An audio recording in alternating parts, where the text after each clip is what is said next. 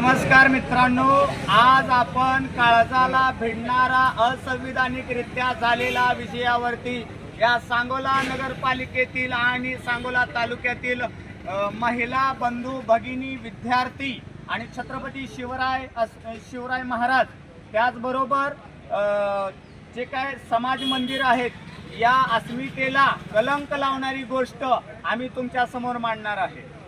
जे तालुक्यातील संगम ब्रँडी आहे ते संगम ब्रँडी असंविधानिकरित्या तालुक्यामध्ये आहे। संगम ब्रँडी म्हणजे नेमकं काय? दारूचं दुकान, संगम ब्रँडी दारूचं दुकान, त्याच्याच कडेला शाळा आहे, तिथं छत्रपती शिवरायांची मूर्ती आहे, तिथंच मसोबा मंदिर आहे, त्याचबरोबर तिथंच मस्जिद आहे, तिथंच नगरपालिका आहे।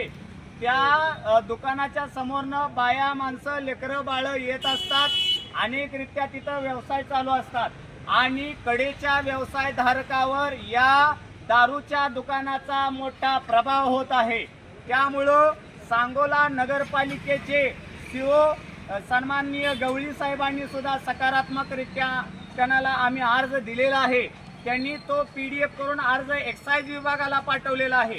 आम्ही तो उद्या अर्ज तहसील कार्यालय असेल आणि पोलीस स्टेशन असेल ह्याच्यावरती कारवाई करण्यासाठी आम्ही आता इथून पुढची कारवाई असेल।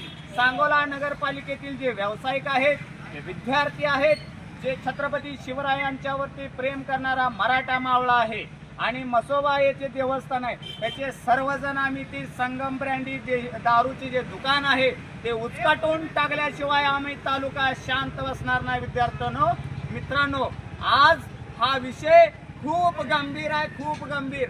त्यामुळे कॅन्सर, अनेक रोग, अनेक व्यसनाधीनता वाढत आहे। त्यामुळं संगम ब्रँडीच्या मालकाला सुद्धा मला सांगायचं आहे, तुम्हाला 4 ते 5 दिवसाचा अल्टिमेटम आहे।